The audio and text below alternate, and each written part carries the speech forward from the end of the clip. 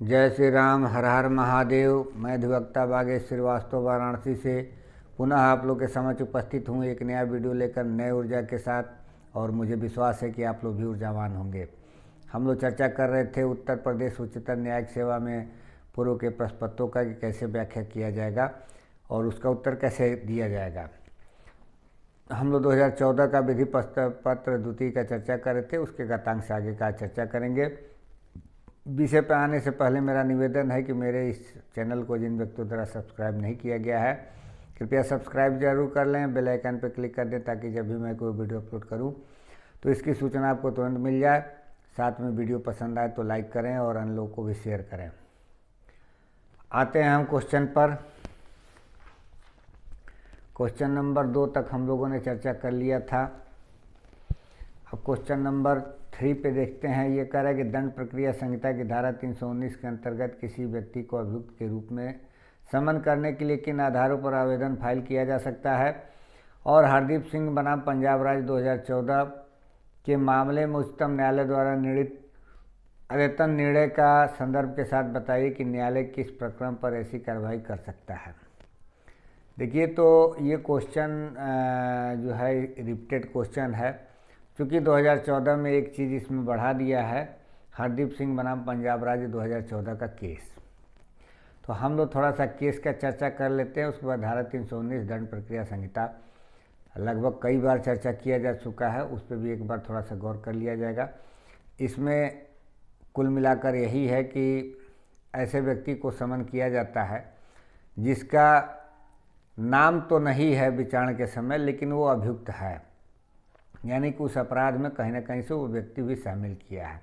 अब उसको समन जो है करने की प्रक्रिया कैसे आएगी। और एक प्रकार से देखा जाए तो धारा 193 जो है दंड प्रक्रिया संहिता, इसके अपवाद के रूप में भी सेशन कोर्ट को ये धारा देखा जाता है, धारा 319, क्योंकि 193 में कहा गया है कि जब तक कोई मामला सुपुर्द नहीं किया जाएगा सेशन कोर्ट को तब तक वो मामले का संज्ञान नहीं लेगी।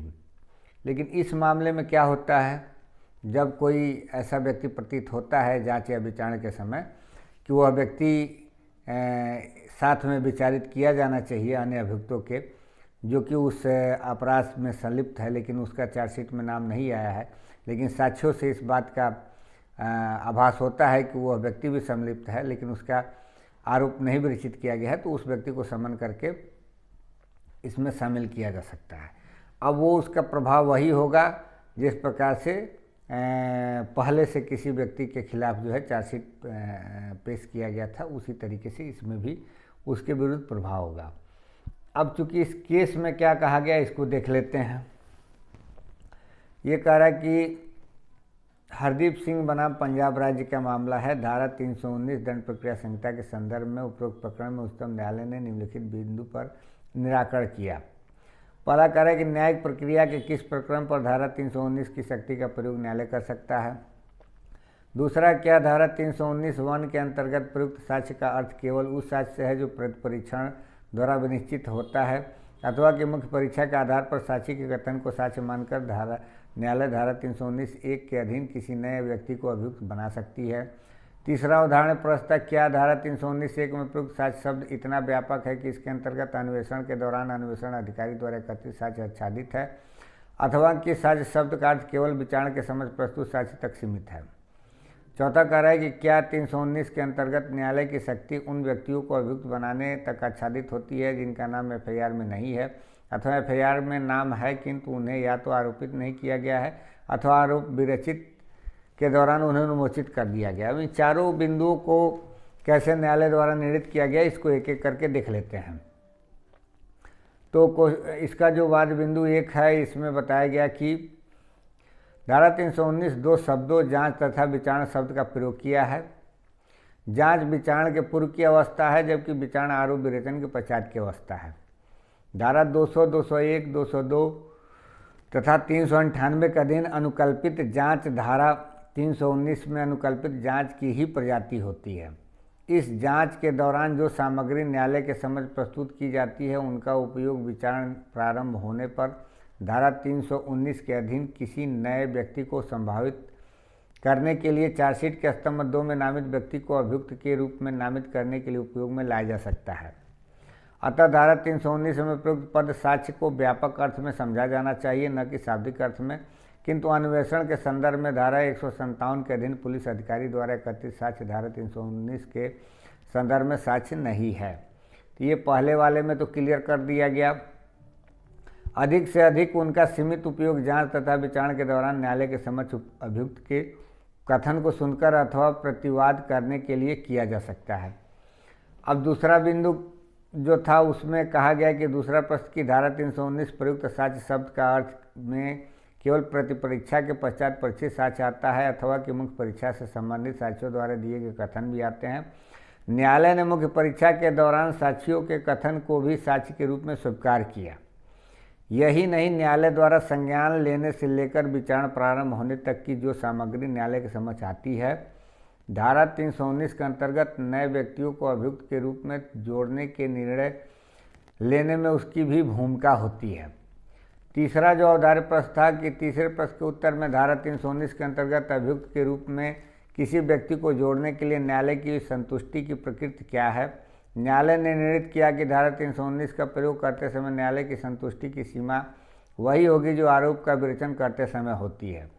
धारा 319(4)(b) के अंतर्गत नए अभियुक्त को मुकदमे में सम्मिलित करना न्यायालय के मूल संज्ञान की तिथि से माना जाता है।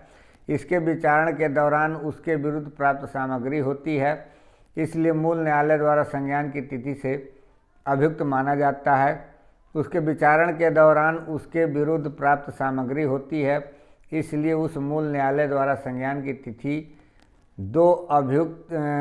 तिथि को अभियुक्त माना जाता है, क्योंकि अन्यथा उसके अपराध का संज्ञान लेने से न्यायालय में विलंब कारित हो सकता है।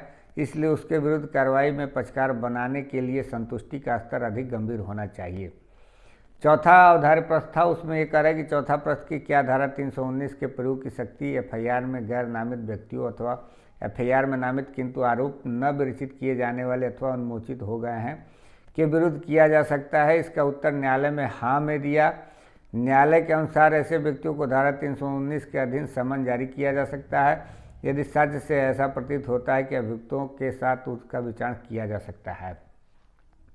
हम चूँकि ये चारों अवधार्य प्रश्न इसलिए पढ़े, चाहे होते तो मैं इसको 2-2 लाइन में आपको बता भी सकता था, लेकिन पढ़ने का तात्पर्य ये था कि आप यदि इस पूरे कंटेंट्स को सुने होंगे तो हमें बताने की ज़रूरत नहीं पड़ेगी, आपको खुद ब खुद समझ में आ जाएगा कि धारा 319 का प्रयोग हरदीप सिंह बनाम पंजाब राज्य 2014 के मामले में किस तरीके से उपयोग किया जा सकता है, न्यायालय को बताया गया है। और इसका निष्कर्ष लब्बो-लबाब यही है कि न्यायालय का हाथ स्वतंत्र है। ज्यों ही उसको साक्ष्य से प्रतीत होता है कि कोई ऐसा व्यक्ति है जिसका ज्वाइंट ट्रायल करना चाहिए इस मामले में,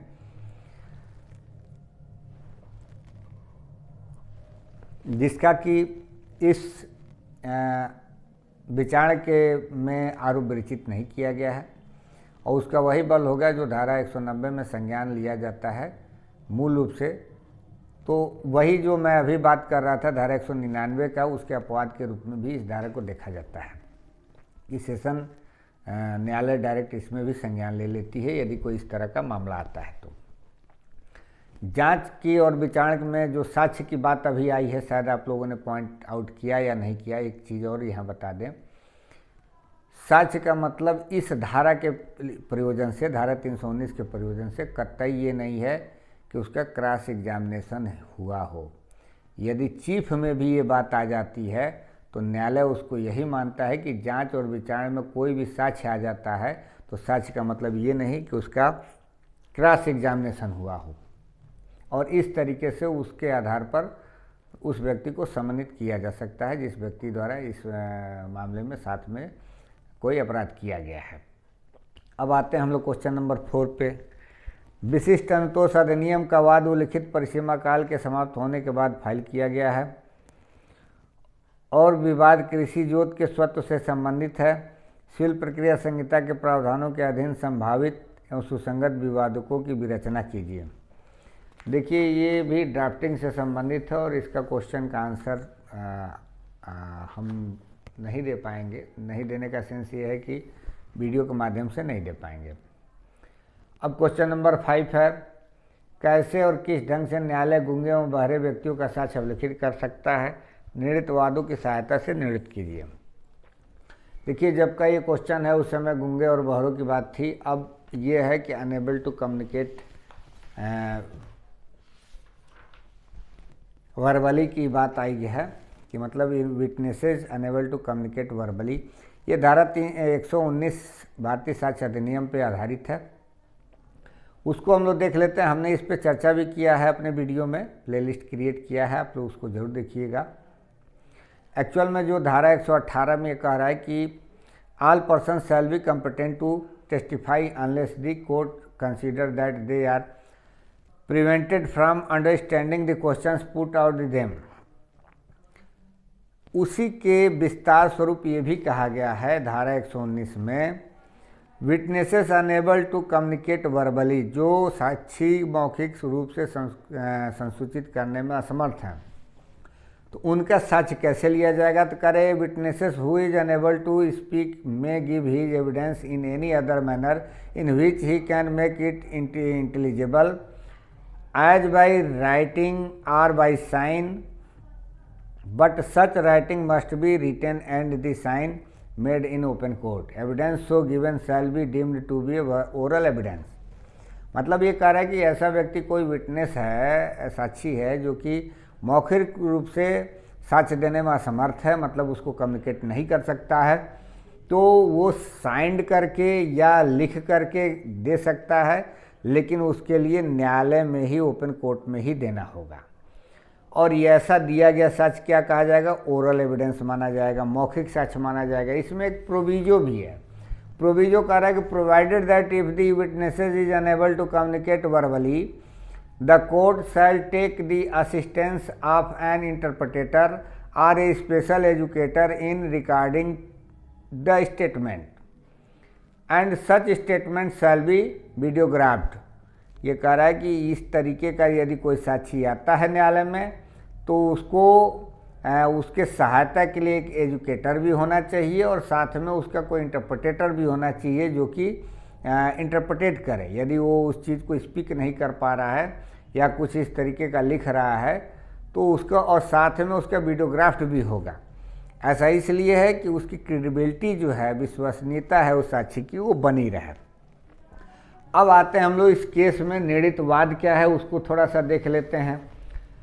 तो निर्णीत वाद में एक तो क्वीन बनाम अब्दुल्ला का मामला है जो बहुत पुराना केस है। उसमें धारा 8 में आप लोग भी देखे होंगे या धारा 32 में भी इसका प्रयोग किया गया होगा।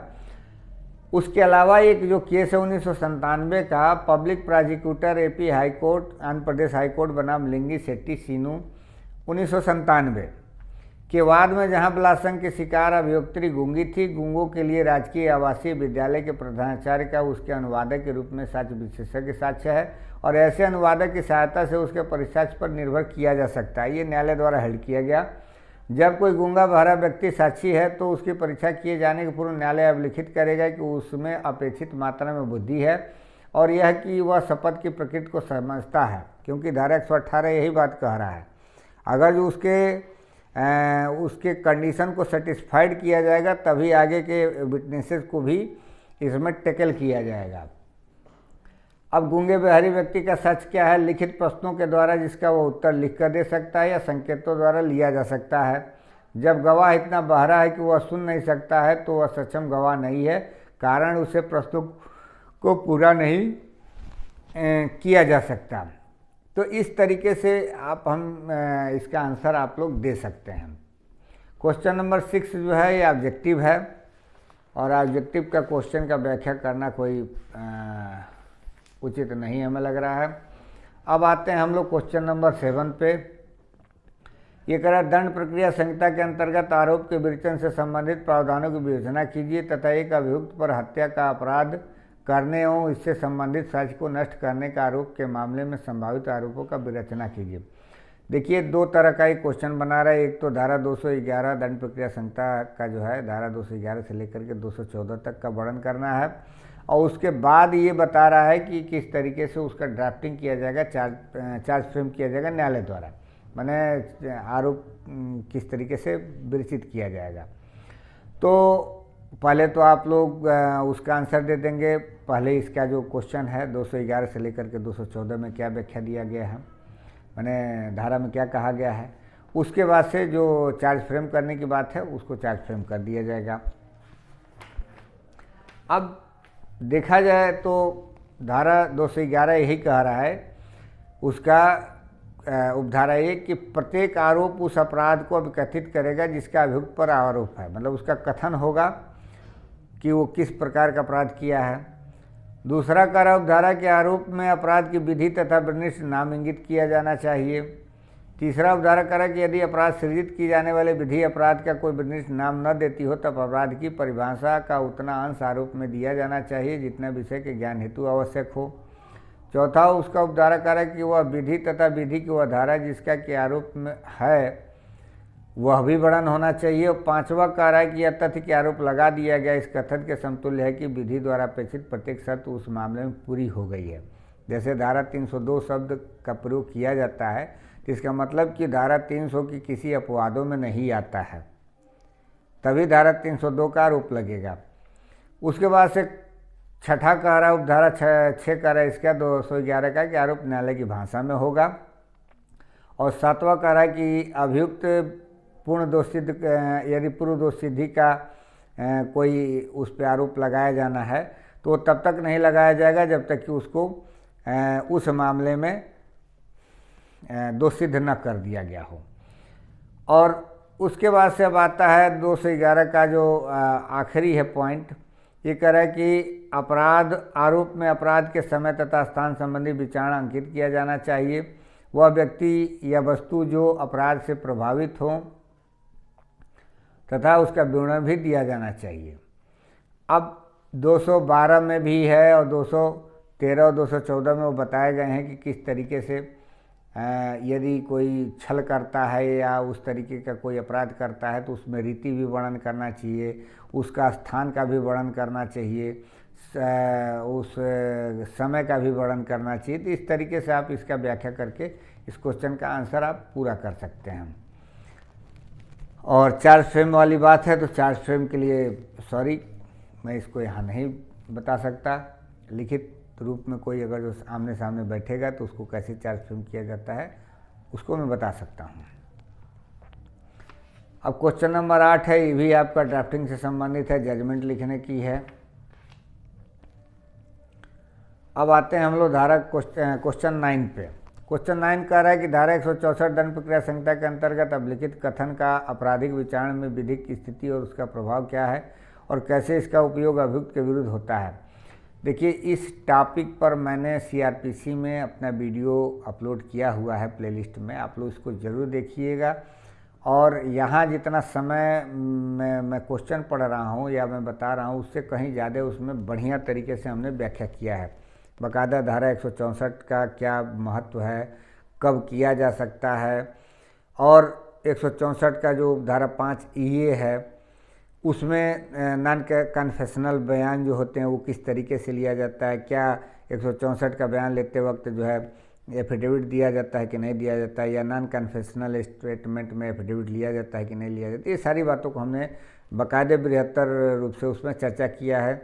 साथ में ये भी हमने बताया कि इसमें कंपटेंट अथॉरिटी कौन होता है, यानी कि कोई जुडिशियल मजिस्ट्रेट हो सकता है या मेट्रोपॉलिटन मजिस्ट्रेट हो सकता है, कब लिया जा सकता है, दौरान इन्वेस्टिगेशन या इन्वेस्टिगेशन के पश्चात, किंतु विचारण प्रारंभ होने के पूर्व। ये बहुत ही टेक्निकल पॉइंट है जिसको आपके दिमाग में रहना चाहिए कि 164 का बयान तभी तक हो सकता है दौरान इन्वेस्टिगेशन या इन्वेस्टिगेशन के पश्चात, किंतु विचारण प्रारंभ होने के पूर्व।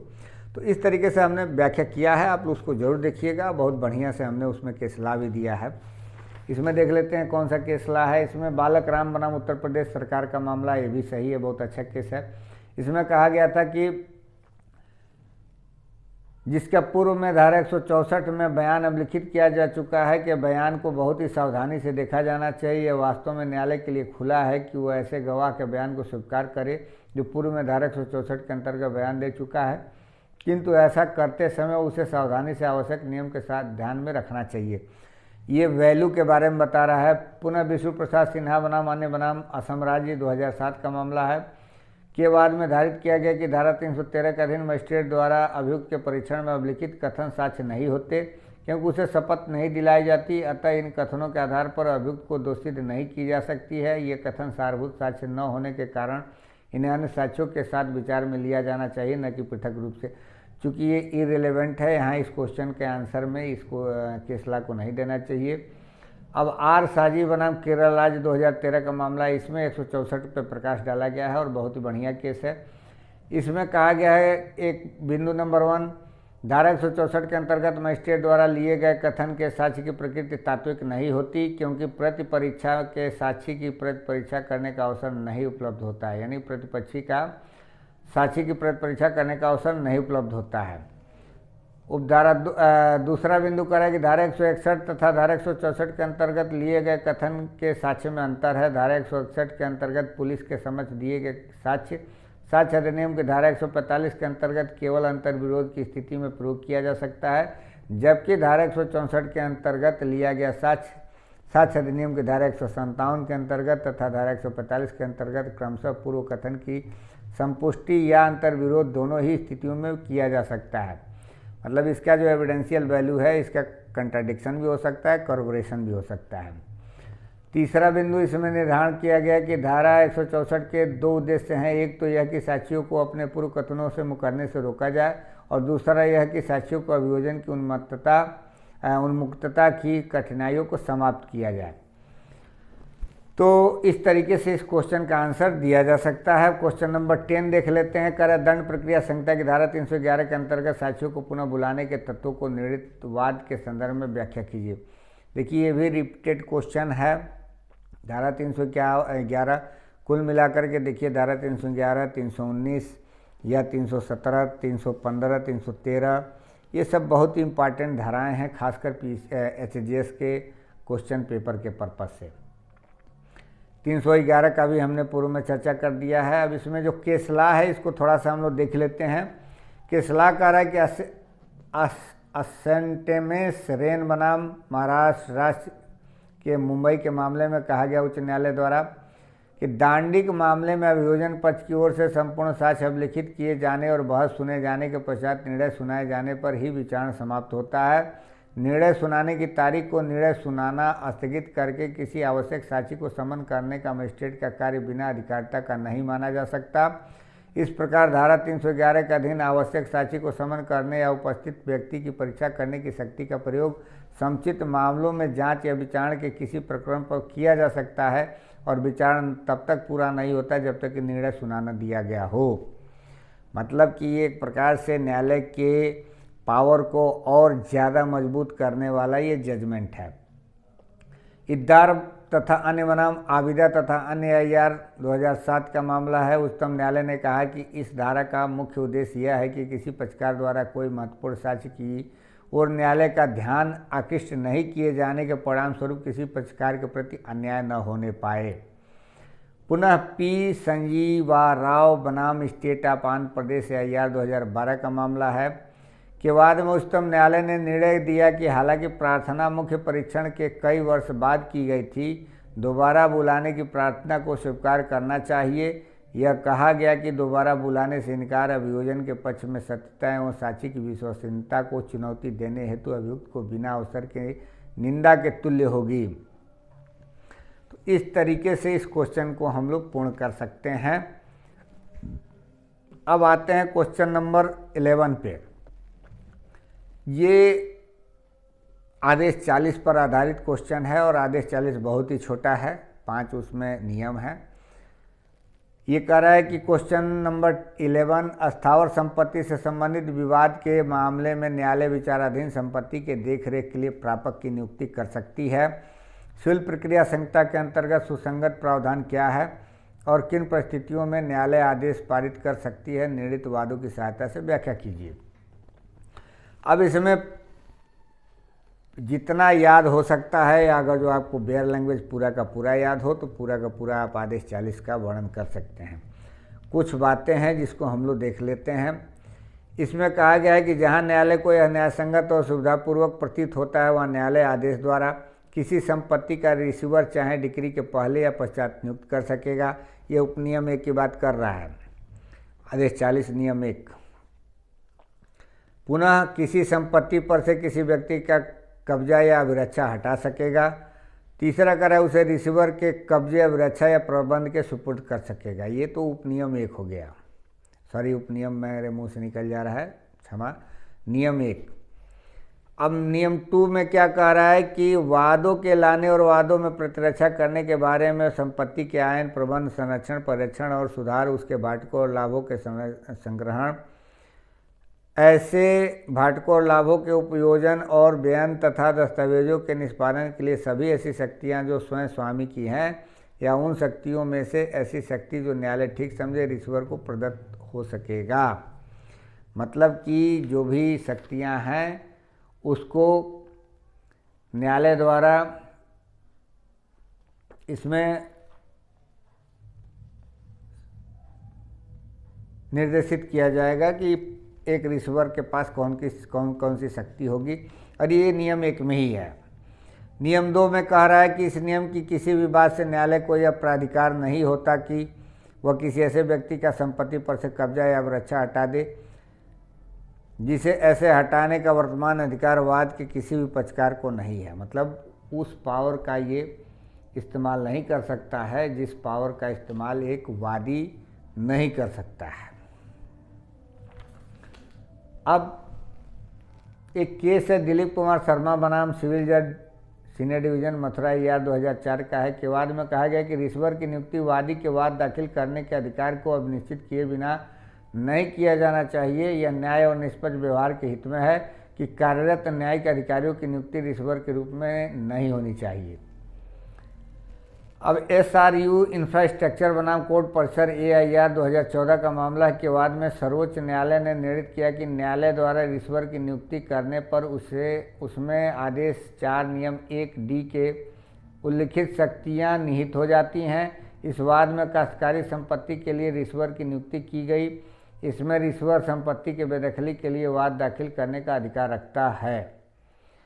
अब जो रिसीवर की स्थिति होती है वो क्या होती है, तो धारा 217 में जो कहा गया लोक सेवक, वही परिस्थिति इसकी होती है और एक प्रकार से ये न्यायालय का अधिकारी होता है।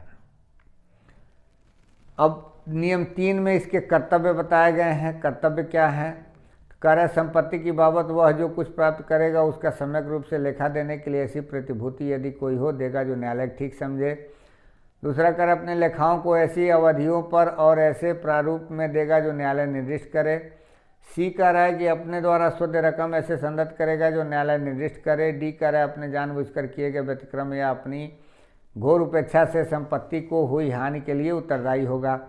नियम 4 कह रहा है रिसीवर के कर्तव्य को प्रवर्तित कराना। कैसे प्रवर्तित कराया जाएगा उसके कर्तव्य को?